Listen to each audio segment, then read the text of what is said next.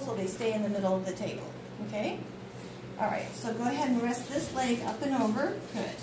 Now, see how her shoulders aren't turned? I want everything lateral, because that's going to get a better lateral down here. It all connects. So don't just concentrate down here, get the whole body lateral, okay? All right, just a little bit. I want to get in the knee. All right, so again, what I was showing you, and this is the only problem with leaving the shoe on here, is it always feels like I have this big shoe in my way. All right, so roll away from me, watch the patella. So you might want to come around on this side for a minute. You might want to come around here, Scarlett. Okay, you ready? So roll away from me. See what happens to the patella? Oh, you okay? I'm okay. What are you doing over there? I'm okay. Okay, now you can clearly see how the patella's up, too far rotated. So is this under or over rotated? Under. So that means the medial condyle is posterior. In the back, posterior to the lateral condyle.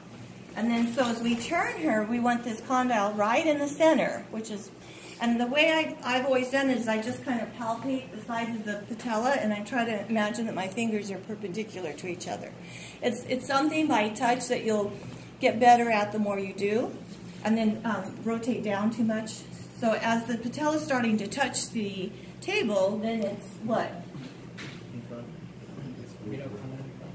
Yeah, the medial condyle is forward, so we would call it over-rotation. So it really is a simple matter of just making sure the patella is in the middle there, but it's all in the hip, really. It's not in the knee. So that's why you have to make sure the whole thing is moving. All right, I need to get the goniometer. There should be one in this room. Well, that's not, I want the one that you can see through. Rosa? Or Anthony, can you go get the, oh, did he? The goniometer for the skull? You know, the silver one? Yeah. Okay, so the other thing that helps is notice how her femur is slightly at an angle here. So that's typically how we'll do the knee, that it's not always straight up and down. So I'm going to bring the central ray at the apex of the patella and the midline to the condyle here. So it's right just at the medial condyle, or what the book said, what was it, half a centimeter, what was it, posterior, inferior? Inferior. Yeah, whatever. Okay.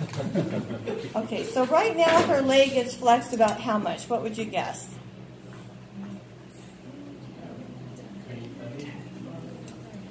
It's, yeah, like this is perfectly straight, right? So I'm going to bring her leg back a little bit more so you can get the idea of flexion better. So if you have the femur straight up and down, like see how it's matching the light now, the central ray? You see this here? So remember I said what you want to do is you want to bend the knee until the corner of the light hits the middle of the tib fib. If you bend it so that the front of the tib fib hits the light, that's going to be how much? 45. 45. And I can verify that by, let's see, I always forget how to do this, right? There we go. So this would be, see that? 45 degrees. See how good it is? I am, whatever. Okay, so now have her bring her leg back to where the middle of the tib fib, the corner of the light, and there we have 30. This says 60 because it's going the other direction. You get what I'm saying? So this is kind of a good indicator to let you know how much to flex the leg. And you can see it there on the radiograph, where the soft tissue, the center part of the tib fib, is going to the corner of the cassette. And why don't we want to do 45 degrees? There's always a why, not just a what, but you should ask why for your what. Maybe it helps you remember better. Because Mrs. Charman said so. Because the book said so. Gosh, you guys, it was just yesterday. It was less than 24 hours ago. No, it has to do with the patella. The more you bend the knee, the higher the patella goes up, because the patellar tendon pulls it up. So they like it at 30 degrees, okay? All right. So Now notice I may have to open the light a little bit more because I don't want to clip the patella here. So you want to include the entire knee joint, and then this would be a great place for my marker. A little corner light there. Okay, so what I want you to do is come around and palpate her patella and have her roll her hip just a little bit so you can start to feel the difference. All right, do you mind, Janelle? Palpating the patella, the sides of the patella here, so you're trying to determine if your fingers are parallel, or perpendicular rather, but then you're also trying to make sure the patella's, that makes a difference, in the middle versus up, which is, this is the medial and the lateral condyle, right? So under rotation, or too far forward, medial condyles forward, lateral condyles behind. And here's that adductor tubercle right here. Adductor tubercle, that little notch that we were looking at. It's not always so apparent on everybody. I think it's more obvious on males and more obvious on people that are real athletic because it gets pulled, so it gets more prominent. Okay.